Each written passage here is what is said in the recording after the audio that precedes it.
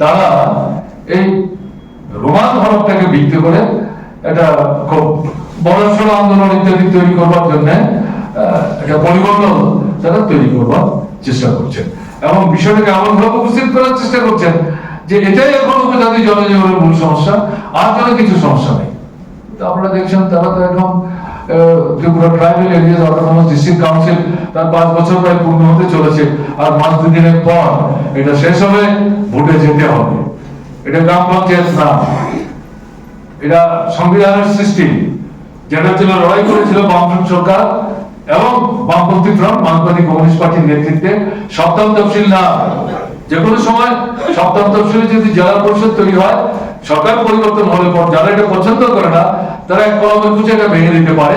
এটা যদি করতে না পারে তার জন্য মার্কসবাদী কমিউনিস্ট পার্টির উদ্যোগে গণমুক্তি পরিষদের প্রত্যক্ষ অংশগ্রহণের মধ্য দিয়ে বামপন্থী আন্দোলন ষষ্ঠ তফসিল চাই।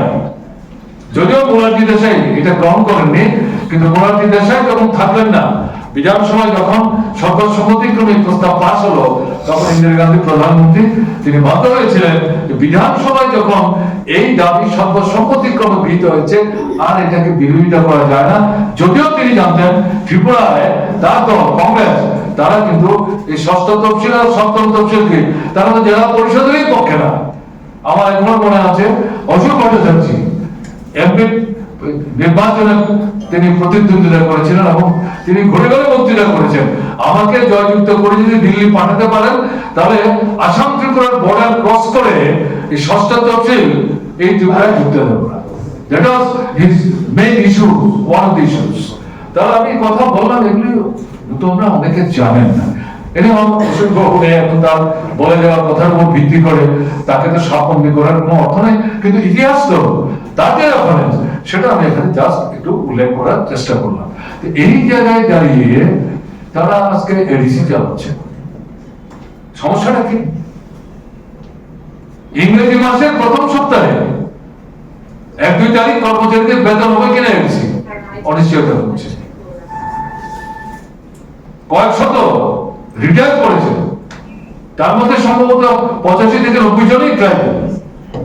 তারা পেনশন পাচ্ছেন না, তারা কোর্টে গেলেন, সুপ্রিম হাইকোর্ট সেখানে রায় দিলেন যেদিন থেকে তারা রিটায়ারমেন্টে গেছে সেদিন থেকে আজ অবধি যত মাস তাদের যে পেনশন সবটা একসাথে করে অত তারিখের মধ্যে দিতে হবে এবং ওই সময় থেকে 9% ইন্টারেস্ট দিতে হবে এবং রাজ্য সরকারের দৃষ্টি আকর্ষণ করেছে।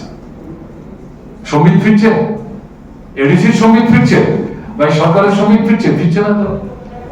কাজ নাই, অনাহার মৃত্যু, সন্তান বিক্রি। কাজের জন্য আগে ট্রাইবাল ছেলেরা যেত, এখন ট্রাইবাল মেয়েরাও বাইরে যাচ্ছে, ত্রিপুরার বাইরে যাচ্ছে।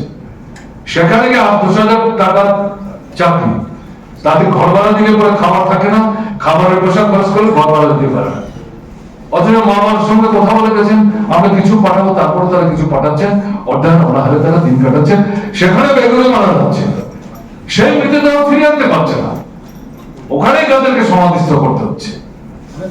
রাস্তাঘাট অচল, বিদ্যুৎ ত্রিপুরা বৃদ্ধ, বাংলাদেশে বিক্রি করে আমরা 70-80 কোটি টাকা রোজগার করতাম, এখন ত্রিপুরায় জায়গায় জায়গায় দেখা যাচ্ছে অন্ধকারে ঘন্টার পর ঘন্টা কাটাতে হচ্ছে। সেচ ব্যবস্থা ভেঙে পড়েছে, পানীয় জল ব্যবস্থা সেখানে পরিস্থিত পানীয় জলের যে ব্যবস্থা এগুলো নষ্ট হয়ে গেছে।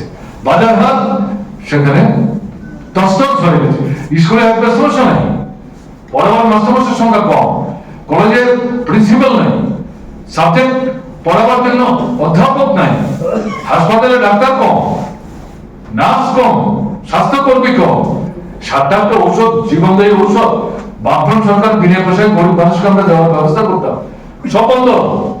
সাধারণ ছোট্ট একটা অপারেশন করতে গেলে পর সুই সুতা গজ ব্যান্ডেজ এটা রোগীর পরিবারকে কিনে দিতে হচ্ছে। গ্রামের ডাক্তার বলবো রোগীকে হাসপাতালে ভর্তি করতে সাহস পান না, কেন?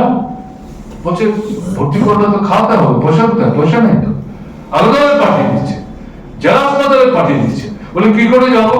বলে আমার অ্যাম্বুলেন্স আছে, অ্যাম্বুলেন্স দিয়ে দেবো। খুশি, ড্রাইভারের কাছে গেলে বলছে ড্রাইভার পয়সা দিন, পেট্রোল ডিজেল কিনতে হবে। আরে কি বলছেন? বলে পেট্রোল ডিজেল নাই তো। বলে পেট্রোল ডিজেলের পয়সা যদি আমরাই দিতে পারতাম তাহলে হাসপাতাল আসছি কেন? আমরা তো প্রাইভেট ডাক্তার কাছে গিয়ে দেখিয়ে তার পরামর্শ এখান থেকে বাজার থেকে ওষুধ কিনে যেতে পারতাম, তোমাদের কাছে কেন আসতাম? এগুলো তো মানুষের কাছ থেকে শোনা, আমাদের তৈরি করা কথা। ট্রাইবেল এলাকার মায়েদের বোনেদের শখের এই কথাগুলি বলছেন এবং তারা নিজেরাই বলছেন নিজেদের পাই নিজেরা আমরা গৌরব পেয়েছি। এই ভুল আর যাতে ভবিষ্যতে আমরা না করি, এই তিক্ত অভিজ্ঞতা থেকে আমাদের এই শিক্ষাটা হচ্ছে। তাহলে এর জন্য দায়িত্বকে এডিসিরা কে চালাচ্ছে? তীব্রমাত্রা এরাই সাহায্য করছে দেশের নির্বাচনে এই বিজেপি সরকারটাকে টিকে থাকতে। না হলে পরে তো উপজাতি ভোটারদেরকে যদি তারা বিভ্রান্ত করতে না পারতেন তাহলে এই সরকার আসতে পারে না। তাহলে এই জায়গায় দাঁড়িয়ে দেখবেন কয়েক মাস পরে পরেই নতুন স্লোগান আমদানি করছে, যখন দেখছে এটা আর জনগণের দৃষ্টি আকর্ষণ করতে